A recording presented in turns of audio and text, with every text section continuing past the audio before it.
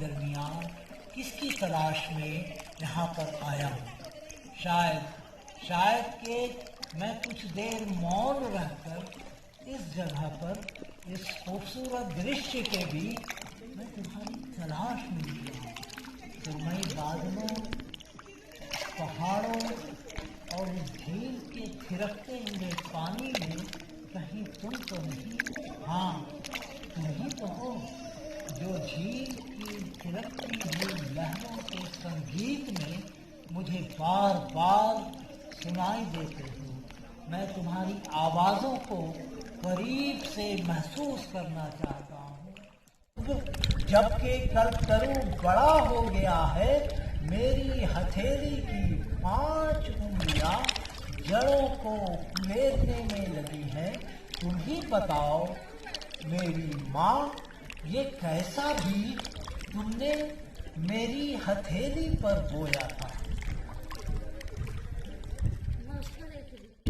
سوریودے کے سمے تم نے میری ہتھیلی پہ نہ جانے کیا دیکھا تھا کہ آج جب سورج گرہن لگا تو تم نے ایک بیج کو میری ہتھیلی پر بو دیا، کہ آج جب سورج گرہن لگا تو تم نے ایک بیج کو میری ہتھیلی پر بو دیا۔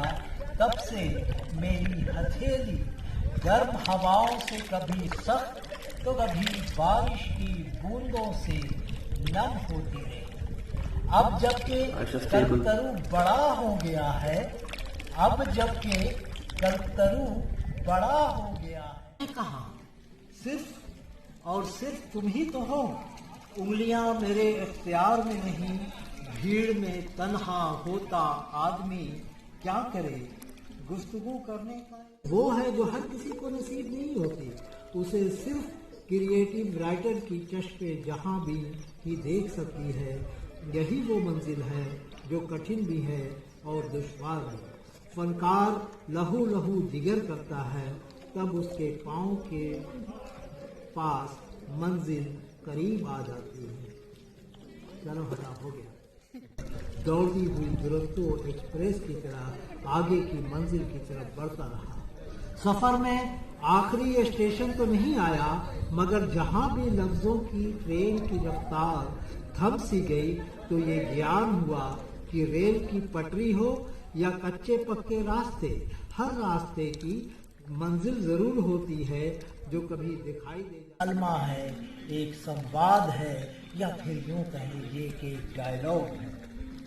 اس ڈائلاگ میں بے ربطگی اور بکھراؤ کا احساس بھی ہوگا، مگر اس سچ سے آپ انکار نہیں کر سکتے کہ بے ربطگی اور بکھراؤ میں بھی ایک ربط ہوتا ہے۔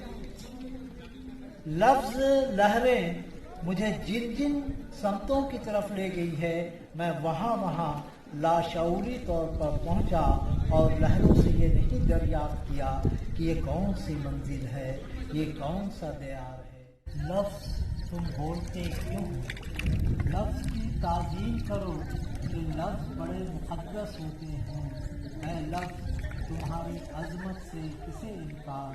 بولتے رہو کہ بولنا زندگی کی علامت ہے، اور خاموشی حرف لفظ جملے خاموشی کو روکتے ہیں، سناتوں کو ختم کرتے ہیں۔ شہر جب خاموش ہو جاتا ہے میں بہت چھٹپٹاتا ہوں۔ شہر جب مختلف قسم کی آوازیں نکالتا ہے، نئی تحریکیں جنم لیتی ہیں۔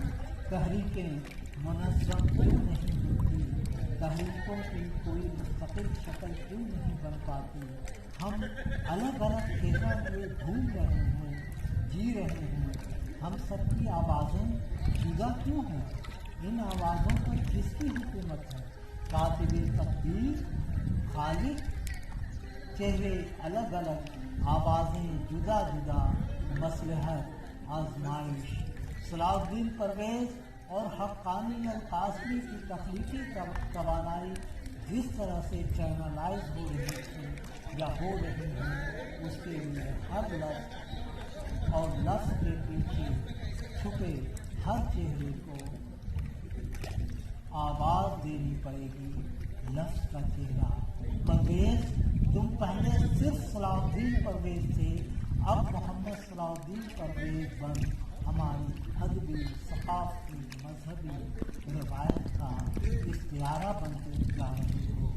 لفظ سے نکلنے والے ہر قلم سے نکلنے والے ہر لفظ سناٹوں کو ختم کرنے میں جٹے ہیں۔ سناٹا ختم بھی ہوا، بھوک، لفظوں کی بھوک، چاول کے دانوں جیسے تحریروں کی بھوک کی شدت کو تم سمجھ سکتے ہو کہ تم تخلیقی فنکار جو ٹھہرے۔ معاف کرنا پرویز، میں تمہارے لیے تخلیقات لفظ کا استعمال نہیں کر رہا ہوں کہ تخلیقات تو بس ایک ہی ہے، بس ایک۔ لفظوں کا نظام بھی اسی کے اشاروں پر چل رہا ہے، ہمارے تخیل پر حکومت بھی اسی کی ہے۔